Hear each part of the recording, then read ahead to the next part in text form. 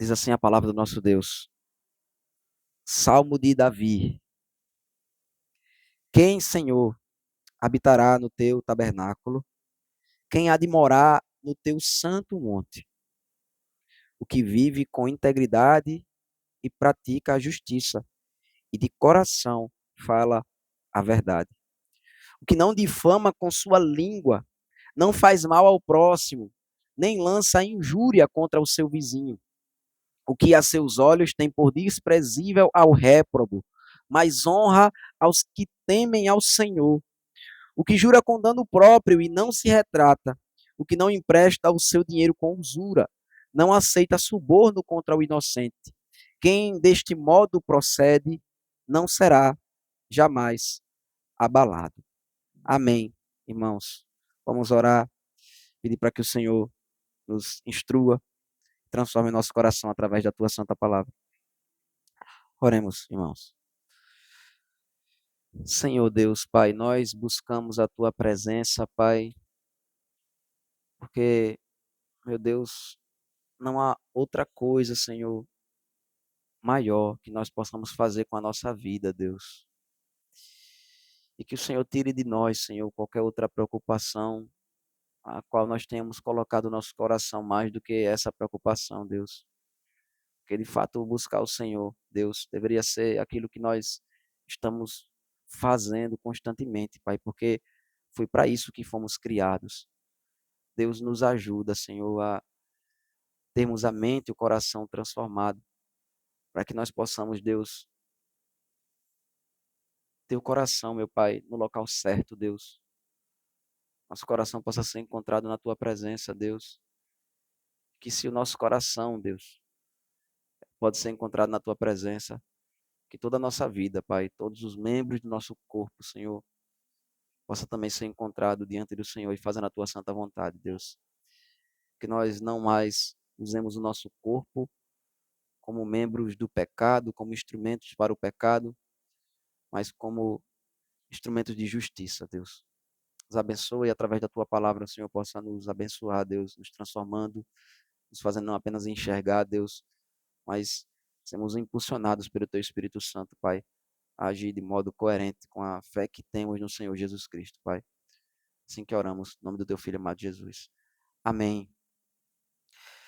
Irmão, se a gente puder fazer uma pergunta que resume a Bíblia, talvez seja a pergunta que esse salmo faz. Pergunta que está contida nesse versículo número 1.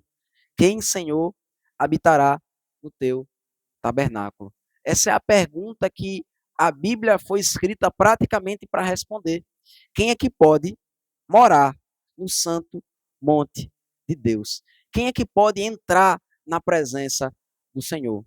Certamente essa pergunta, ela pode resumir as escrituras sagradas e, na verdade, ela pode resumir também o livro dos Salmos. Se nós voltarmos a nossa mente à estrutura dos Salmos, que a gente tem observado, né, que os Salmos ele começa com a introdução, o Salmo 1º e o Salmo 2º, e desde o Salmo 2º, que é a introdução de todos os outros Salmos, vai falar a respeito do monte do Senhor, que quem se encontra lá é o ungido do Senhor. E se a gente for para o final dos Salmos, a gente vai ver que no Salmo 150, o livro dos Salmos ele termina justamente com o salmista ele entrando no santuário, ele entrando na presença de Deus. A gente pode dizer que essa pergunta que o salmista faz, ela resume o que a Bíblia toda vem nos ensinar, porque é essa a forma que Deus tem se revelado desde Gênesis. Se a gente puder observar, desde o início da revelação, a gente vê um relacionamento muito profundo entre a adoração a Deus, a presença de Deus e os montes. A gente vê que Deus ele se relaciona no livro de Êxodo com Moisés no Monte Sinai, é lá o local onde Deus vai ser adorado, onde ele vai dar os mandamentos ao seu povo. É também no Monte Sião, que Deus institui a adoração do povo de Deus, o local onde ele ia ser adorado pelo seu povo, em Jerusalém, onde o templo seria construído. A gente vê também que Abraão, o próprio Abraão em Gênesis, ele, momento mais crucial ali da sua vida, momento em que ele vai adorar a Deus, que ele vai fazer o sacrifício do seu filho a Deus também é no monte. E a gente vê que o monte é relatado como a presença de Deus desde o início. Se a gente puder voltar o máximo que a gente puder voltar na Bíblia, o Jardim do Éden, ele também é relatado como um monte. Se a gente for lá em Ezequiel, capítulo 28, os irmãos vão poder ver isso. Embora em Gênesis não fique tão claro, mas em Ezequiel, capítulo 28,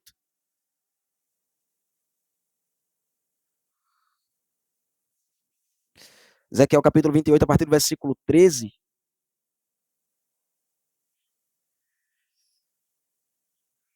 Deus está falando aqui com alguém, e ele diz no versículo 13: Estavas no Éden, jardim de Deus, de todas as pedras preciosas te cobrias, o sardio, o topázio, o diamante, o berilo, o ônix, o jaspe, a safira, o carbúnculo e a esmeralda. De ouro se te fizeram os engates e os ornamentos no dia em que fostes criados. Foram eles preparados. Tu eras querubim da guarda, ungido, e te estabeleci, permanecias no monte santo de Deus, no brilho das pedras andava. Ele diz que alguém, é um texto complexo aqui da gente entender, irmãos. É, os teólogos vão divergir se está falando aqui a respeito de Adão ou se está falando de Satanás, mas a verdade que importa aqui para a gente, para o livro dos Salmos, é que ele está falando que o monte de Deus e o jardim do Éden, eles estão em paralelo ali como o mesmo local. Então, que o jardim do Éden ele era feito numa região montanhosa. E aqui, então, a gente vê que desde o início, e todo o Antigo Testamento vai ser revelado, então, assim, que o local da adoração de Deus, o local da presença do Senhor, o local onde o homem poderia adorar a Deus é no monte. Então, essa é a pergunta mais importante das nossas vidas, irmãos. Se nós podemos ser encontrados no monte do Senhor. Se eu e você, nós vamos estar entre aqueles que podem entrar na presença de Deus. Se nós vamos ser aceitos na presença do Senhor. Veja, talvez eu e você, a gente deseje ser aceito em alguns locais aqui nesse mundo. Talvez você já passou por uma preocupação, uma circunstância em que você precisava falar com alguém, se dirigir a uma determinada pessoa e você não saberia se você ia ter acesso àquela pessoa, se você ia conseguir falar com aquela pessoa que precisava, que você precisava falar para poder resolver algum problema. Mas veja, mais do que qualquer pessoa que eu e você a gente precisa encontrar para resolver qualquer problema das nossas vidas, a grande questão que deve trazer preocupação ao nosso coração. Se eu e você estiver preocupado com algo, irmãos, a nossa preocupação maior do que qualquer outra deve ser se eu e você, a gente vai entrar na presença de Deus. Se eu e você, nós vamos estar junto com o salmista lá no Salmo 150, no final de todas as coisas, entrando na presença de Deus e podendo adorá-lo de modo pleno. Veja, ele diz, quem, Senhor, habitará no teu tabernáculo? O salmista, ele começa o salmo com essa pergunta. Ou seja, ele mostra o quanto que isso é importante para ele, adorar a Deus. A gente poder realmente ser aceito na presença de Deus. Quem é que pode de fato adorar o Senhor? E aqui fala, irmãos, tanto de quem pode entrar na presença de Deus para cultuá-lo, como também quem vai estar definitivamente naquele monte, naquele local real, que é representado pela Jerusalém Celestial no livro de Apocalipse, que a gente vai poder habitar permanentemente com Deus, porque ele não fala aqui em quem vai apenas entrar lá para adorar, mas ele fala quem habitará. E no Antigo Testamento, em nenhum momento, a ninguém era permitido habitar na presença de Deus. Apenas o Adão no jardim foi o único que realmente podia habitar ali. Mas depois que o homem caiu em pecado, todos eles poderiam entrar apenas em um momento específico na presença de Deus. O sumo sacerdote ele podia entrar na presença de Deus apenas uma vez por ano. Mas quem é que vai poder, então, permanecer ali? Quem é que vai poder morar no santo monte do Senhor? E a resposta ele vai dar a partir do versículo número 2. Ele diz, o que vive com integridade e pratica a justiça e de coração fala a verdade. E, irmãos, veja que é muito fácil para mim e para você, por conta do nosso coração pecaminoso, por conta do pacto das obras que Deus nos criou e eu e você ainda temos ele permanecendo em nossos corações. O fato de eu e você termos sido criados como pessoas que deveriam ter vivido de modo correto para que pudessem entrar na presença de Deus. A gente olhar para esse salmo e pensar que alguém vai conseguir permanecer na presença de Deus pelos seus próprios méritos. Porque ele diz, a pessoa que vai entrar na presença de Deus, que vai viver na presença de Deus, ela é uma pessoa que vive com integridade e pratica a justiça e de coração fala a verdade. E todo o salmo vai falar a respeito de coisas que as pessoas precisam fazer para serem achadas dignas de entrar na presença de Deus. Se a gente lê esse salmo de modo isolado, a gente talvez possa ficar um pouco confuso. Mas, na verdade, esse salmo, ele vem em seguida, ou seja, ele vem depois do Salmo 14. E no Salmo 14 vai dizer, diz o insensato no seu coração, não há Deus. Ou seja, a vida que está sendo dita aqui no Salmo 15 não é essa vida que vai conquistar a salvação, mas é a vida de alguém que realmente crê no Senhor, não apenas com palavra, mas vive como quem realmente acredita em Deus. Ou mais do que isso, irmãos, pela graça do Senhor, a gente tem meditado aqui nos Salmos, junto com o livro de Efésios, e se os irmãos se lembrarem, no livro de Efésios, lá no capítulo 4, depois que ele explica o Evangelho, depois que ele fala que o Evangelho ele transforma a nossa vida, ele termina falando a respeito da transformação que o Evangelho traz para nós, lá no versículo de número 24, se nós pudermos voltar, lá no capítulo 4 de Efésios. Peço para que os irmãos abram. E os irmãos vão ver que o Salmo e o livro de Efésios aqui eles estão falando exatamente do mesmo assunto.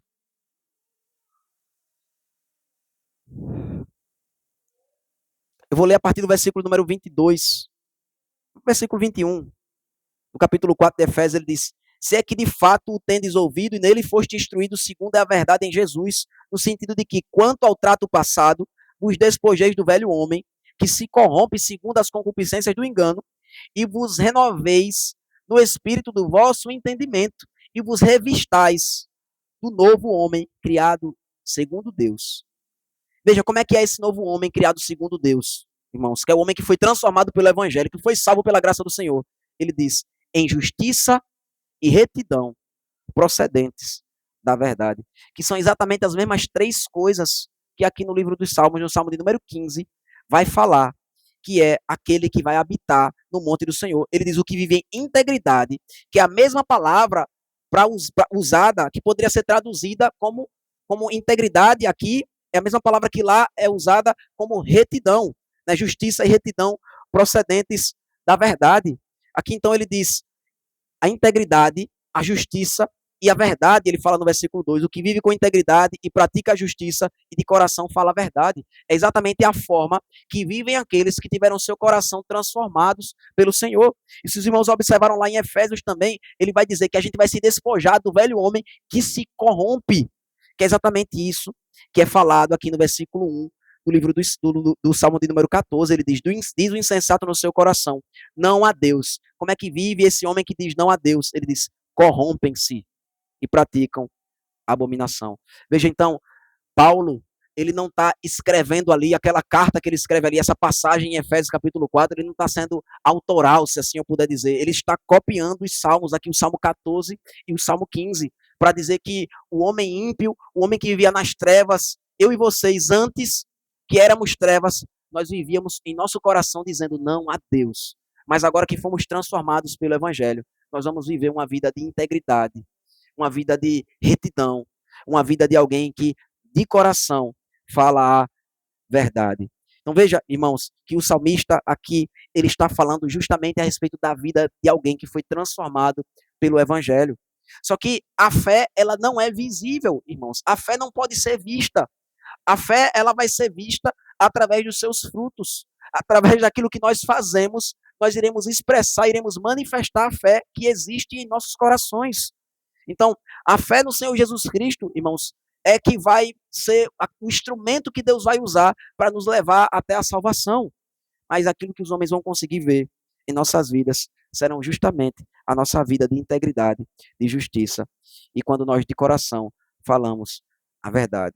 Na verdade, não apenas o apóstolo Paulo se baseou nesse versículo 2 aqui do Salmo 15 para falar, mas se nós olharmos tudo que nós estudamos lá na sequência, a gente pode encontrar exatamente a mesma coisa aqui nesse salmo sendo falado em outras palavras. Veja aqui no versículo 3, ele diz como é que é a vida dessa pessoa que foi transformada pelo Evangelho. Ele diz o que não difama com sua língua, não faz mal ao próximo, nem lança injúria contra o seu vizinho. E é exatamente isso que o apóstolo Paulo vai falar, irmãos. Eu peço para que você mantenha a sua Bíblia aberta em Efésios, para que a gente possa comparar e ver que é exatamente isso que o apóstolo Paulo está falando lá no capítulo 4. Veja no versículo 29. Ele diz: não saia da vossa boca nenhuma palavra torpe, e sim unicamente a que for boa para a edificação, conforme a necessidade, e assim transmita a graça aos que ouvem. É exatamente o que o salmista está falando aqui, que com a boca, com a língua, nós não vamos difamar, e não vamos fazer o nosso próximo nem lançar injúria. É a mesma coisa, lançar injúria, é a mesma ideia, exatamente a mesma ideia. E ele diz de sair da nossa boca palavra torpe. E por que, que ele usa isso? Irmãos, por que, que ele usa essa prática específica? Se a gente puder olhar aqui, nem todos os 10 mandamentos estão sendo citados, nem aqui nos Salmos, nem lá em Efésios. Mas por que, que ele escolheu esse tipo de mandamento, exatamente essas práticas aqui, para expressar a vida de alguém que ama o Senhor, de alguém que vai habitar no monte de Deus? E é porque são coisas que não necessariamente vão ser aquelas coisas que os homens mais vão procurar fazer quando eles querem parecer alguém realmente melhor do que as outras pessoas. Veja, a primeira preocupação de alguém que quer parecer mais justo do que os outros não vai ser deixar de falar mal das outras pessoas. Essa é uma preocupação que quem vai ter, realmente quem tem amor ao próximo no seu coração. Você não vai estar preocupado, no desejo do seu coração não vai ser difamar as outras pessoas, não vai ser falar mal delas. Isso é algo que é operado no coração daqueles que amam o próximo verdadeiramente. Então, a palavra de Deus diz que uma das marcas, se nós quisermos saber se de fato nós estamos entre aquelas pessoas que vão habitar no céu, é olharmos para a nossa língua.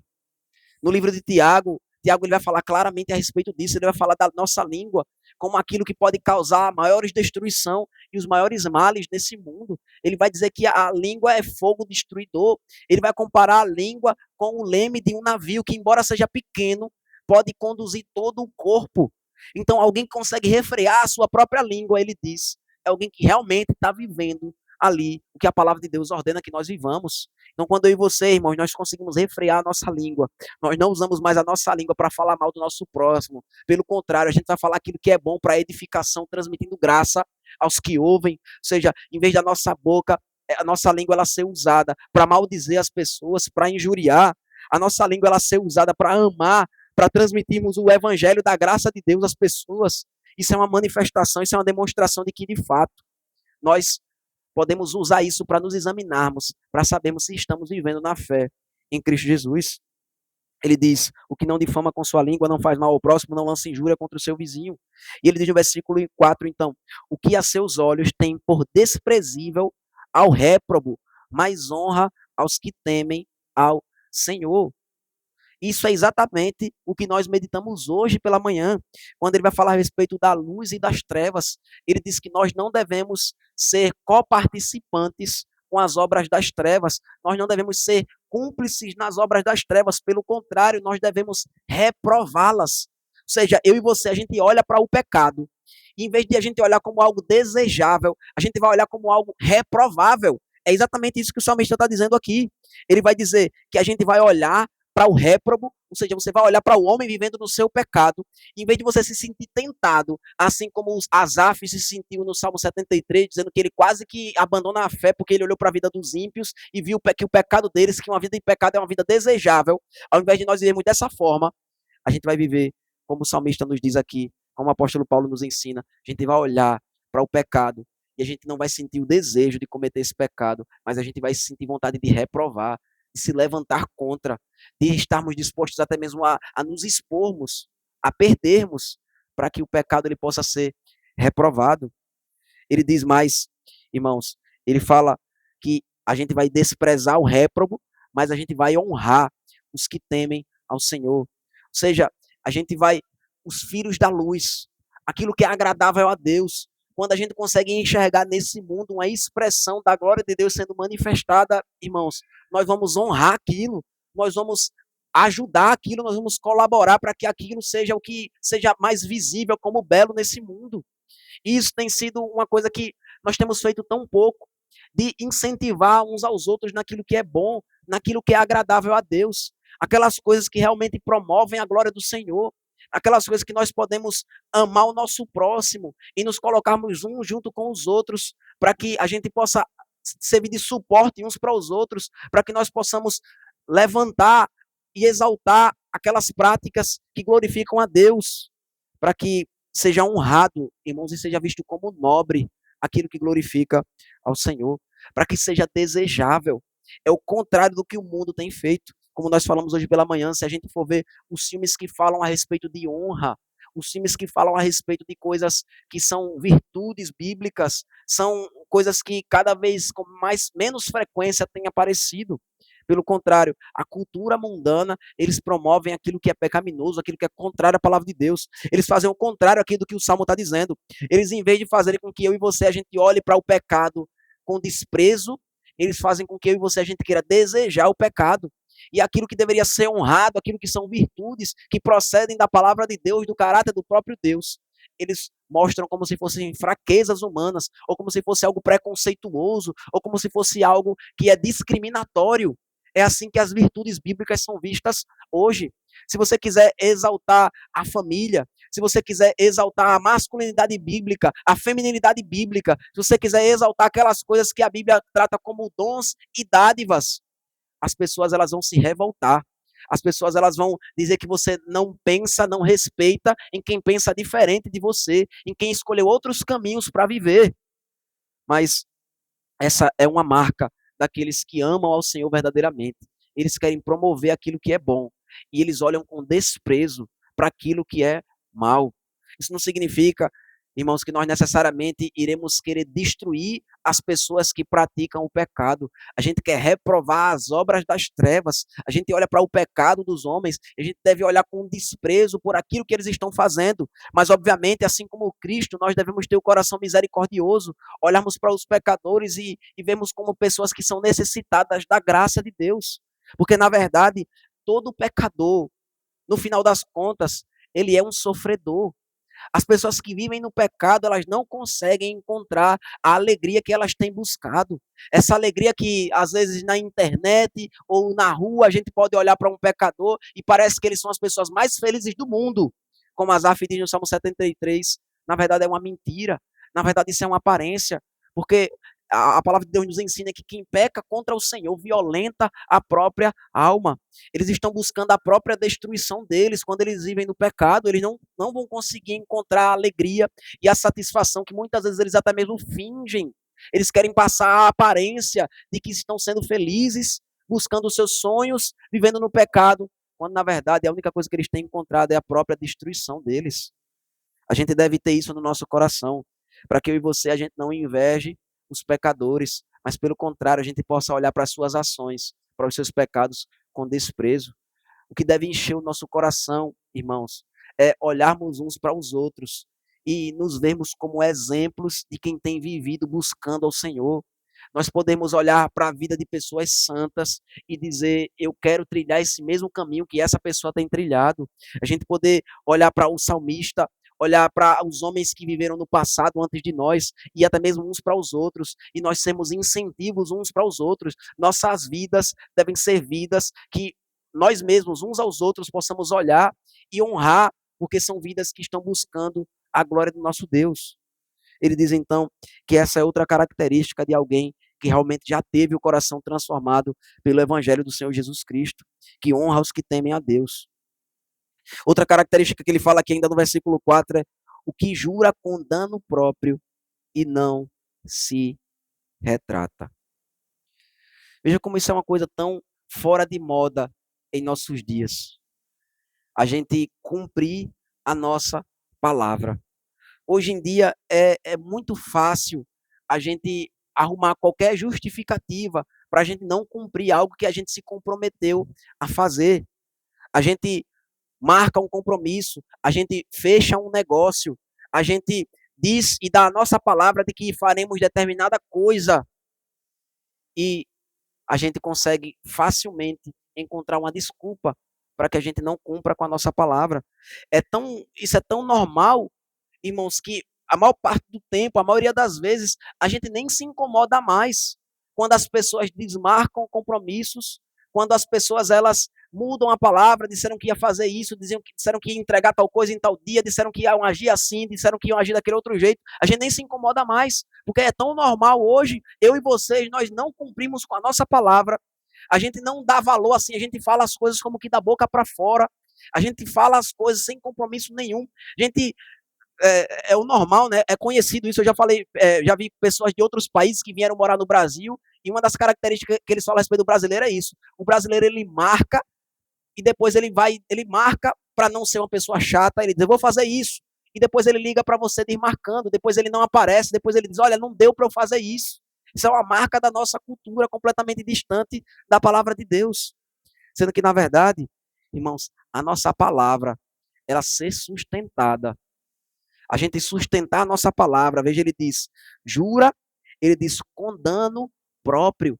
Ou seja, mudaram as circunstâncias mesmo. Realmente agora se tornou difícil de eu cumprir aquilo que eu tinha dito que faria. Mas aí o Salmo nos diz, mas ainda assim, a gente não vai voltar atrás.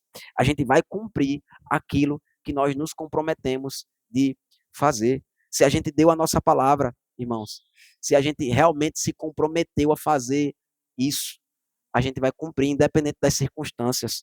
O maior exemplo disso que nós podemos ver é no casamento. No casamento, a gente faz um juramento público. A gente diz que vai estar unido com a outra pessoa até que a morte separe, na saúde e na doença, na alegria e na tristeza, independente das circunstâncias da vida. Mas o que é que acontece? Em mais de 50% dos casamentos hoje, que terminam em divórcio, qualquer coisa, qualquer coisinha, é um motivo para que os casamentos terminem.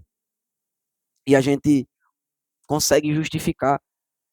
Percebam que ele está falando aqui que a gente não deve cumprir a nossa palavra só quando for conveniente. Ele diz quando não for conveniente mesmo. E cumprir a palavra quando for conveniente, qualquer ímpio vai conseguir fazer isso. Ele está dizendo. Mas a característica do crente, irmãos, deve ser quando se tornar difícil. Ele diz, jura com perda até, com dano próprio. Mas ele vai cumprir a sua palavra. Por que isso é tão importante para o cristão? Isso antes era importante para todos os homens, isso era uma questão de honra. Mas não é por uma questão de honra que isso é importante para o crente, o que deve ser importante para o crente.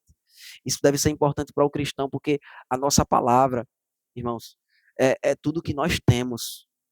Porque, veja que a palavra foi através dela que nós somos transformados. E é através da palavra também que Deus vai nos usar para que outras pessoas sejam transformadas. Nós vamos proclamar o evangelho para outras pessoas.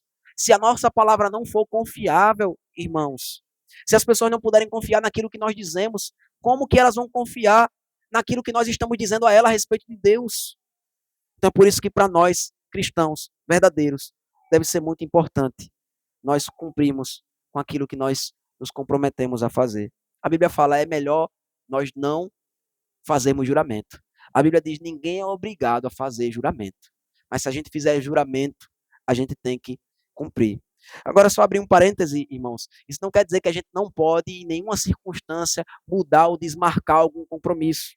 Aqui está falando especificamente a respeito de juramento. Ou seja, quando nós nos comprometemos, quando nós damos a nossa palavra, quando nós assinamos um contrato escrito ou verbal, ou seja, de qualquer outra forma, quando a nossa palavra é empenhada naquilo.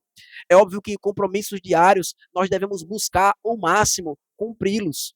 Mas se acontecer alguma circunstância que nos impeça, nos atrapalha, a gente pode remarcar, isso não é necessariamente pecado. Agora, se a nossa vida é marcada por isso, por as pessoas estarem acostumadas a nós não cumprirmos a nossa palavra, então com certeza se enquadra aqui também, de que nós não temos a palavra mais confiável, de que as pessoas não podem confiar naquilo que nós falamos. Ele diz então no versículo 5, o que não empresta o seu dinheiro com usura, nem aceita suborno contra o inocente. E, de novo, irmãos, no versículo 4 aqui eu esqueci de falar, né, que isso aqui tem a ver com a gente falar a verdade, né, que ele fala lá em Efésios, no capítulo 4, versículo 25, para a gente abandonar a mentira e a gente falar a verdade uns para com os outros. E aqui no versículo 5, que não empresta o seu dinheiro com usura e não aceita suborno contra o inocente, está em paralelo com aquilo que o apóstolo Paulo diz, aquele que furtava, não furte mais, antes trabalhe para que com as suas mãos tenha com que acudir ao necessitado. Veja, o que ele está falando aqui, ó, o que não empresta o seu dinheiro com usura, ou seja, ele não está preocupado em simplesmente ganhar em cima das outras pessoas. A Bíblia não proíbe nem é contra o empréstimo. Na verdade, o empréstimo ele é bom para a economia e é bom que seja feito. E a pessoa que empresta o dinheiro, ela deve obter algum lucro. Quando você empresta para alguém começar um negócio e aquela pessoa vai ter lucro com aquilo, é justo que você que emprestou o dinheiro, você receba um percentual, algo em cima daquilo. Mas o que o Salmo está falando não é a respeito desse tipo de empréstimo. Ele está falando do empréstimo no caso de necessidade. Uma pessoa está passando necessidade, não é para que ela possa ganhar dinheiro com aquele dinheiro que você vai emprestar para ela, mas está falando a respeito de uma pessoa que está necessitada e você não vai emprestar o dinheiro para ela com usura, ou seja, você não vai querer ganhar em cima das outras pessoas. A palavra de Deus, Jesus Cristo, ele nos ensina que se as pessoas estão necessitadas, nós devemos emprestar e esquecermos, a gente deve emprestar como se estivesse dando para aquela pessoa. Mas aqui ele está falando a respeito do empréstimo com usura, ou seja, a gente está preocupado em lucrar em todas as circunstâncias. É uma prática muito comum no nosso tempo também, da gente querer comprar coisas de quem está precisando vender, porque a gente vai conseguir comprar num valor abaixo de mercado. Isso é uma prática completamente pecaminosa, irmãos. A gente deve querer dar às pessoas aquilo que é justo. A gente deve querer comprar pelo preço justo as coisas. Eu e você, a gente não deve querer ser explorado por ninguém, mas também não devemos querer explorar ninguém. Né? Tem um filme antigo, eu esqueci agora o nome, né, mas é com o Denzel Washington, um filme bem conhecido, que a filha dele, se eu não me engano, estava com câncer, estava com alguma doença, e ele começa a vender tudo que ele tem na casa dele para poder ele pagar o tratamento da sua filha. E aí o vizinho dele, ele fala, né, que quer vender, se eu não me engano, a geladeira por um determinado valor, e aí o vizinho dele diz bem assim, não estou disposto a dar isso tudo, não, eu dou tanto. E ele disse, não, mas isso aí você já está me explorando demais. Ele foi disse, você não está precisando? Você não quer salvar a sua filha?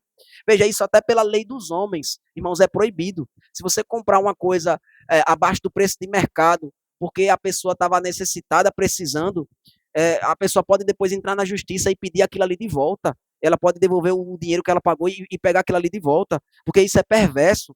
Então, eu e você, a gente não deve querer tomar proveito das outras pessoas. Eu e você, a gente deve querer buscar amar o nosso próximo. Se as pessoas estão necessitadas, nós devemos ajudá-las sem esperar aquilo de volta. Então, esse amor, esse desejo que o cristão tem de ajudar as outras pessoas que estão necessitadas, como se estivessem dando a elas, é uma característica também, irmãos, de alguém que não quer apenas parecer ser bom, mas alguém que é uma característica que nós devemos examinar se realmente temos amado o nosso próximo.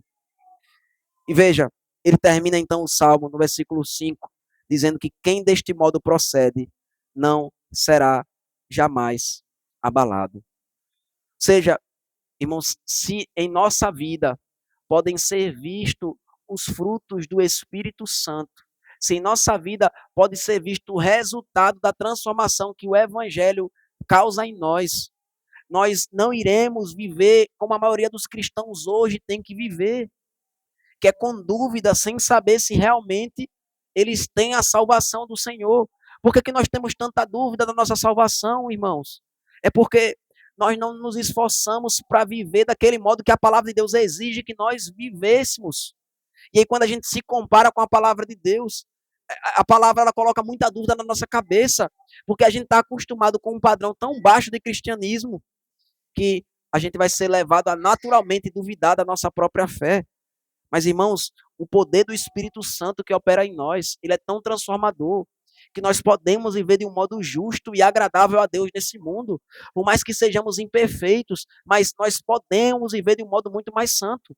Pessoas no passado, irmãos, a cultura no passado antes era melhor do que a nossa atual, não é porque os homens ímpios, eles queriam ser melhores, não, mas era justamente pela influência dos cristãos que viviam de um modo santo em épocas anteriores.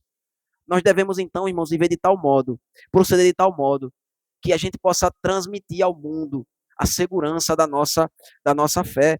Veja que esse termo que ele usa aqui, quem deste modo procede não será jamais abalado, é o mesmo termo que é usado no Salmo seguinte. Ele falando no versículo 8, no Salmo 16, ele vai dizer, o Senhor tenho sempre a minha presença, estando ele à minha direita, não serei abalado. Veja que não é na própria força dele, não é porque ele procede dessa forma que ele não é abalado, é porque ele está na presença do Senhor, é porque ele está no santo monte do Senhor, é porque ele está entre aqueles que adoram a Deus e são fortalecidos pelo poder do Espírito Santo, que eles não são abalados. Veja que esse é um termo que é usado para falar justamente a respeito dos montes, do monte do Senhor. Veja que nos Salmos, os cânticos de romagem, é usado justamente esse termo quando diz que os que confiam no Senhor são como os montes de Sião que não se abalam, mas firmes permanecem para sempre. Ou seja, nós não nos abalamos, não é pela nossa própria capacidade de vivermos de modo perfeito, porque se nós formos olhar para a nossa vida, sempre haverá defeitos e pecados. Pelo contrário, se somos crentes de verdade, constantemente, cada vez mais nós iremos encontrar pecado em nossas vidas, porque o Senhor vai nos dar essa sensibilidade para tal. Mas a firmeza da nossa fé é porque nós estamos com os pés firmados na rocha, no santo monte do Senhor, porque Jesus Cristo, ele é a rocha que nos dá essa segurança. E aí nós podemos estar, irmãos, de pé com ousadia. Eu e você, nós podemos com confiança entrar na presença de Deus. A gente pode responder a essa resposta, a essa pergunta de quem habitará no tabernáculo do Senhor, de quem pode entrar no santo monte de Deus. E nós poderemos responder que nós, juntamente com os santos, nós estaremos na presença de Deus eternamente, porque Jesus Cristo, ele morreu na cruz para que nós pudéssemos ser salvos do inferno e que também a nossa vida pudesse ser transformada, para que pudéssemos cada vez mais, irmãos, viver desse modo santo, que não apenas o Salmo 15, como toda a Escritura, nos chama a viver essa vida de quem conhece ao Senhor e vive para a glória desse Deus, através da transformação do Evangelho. Amém, irmãos? Que Deus nos abençoe.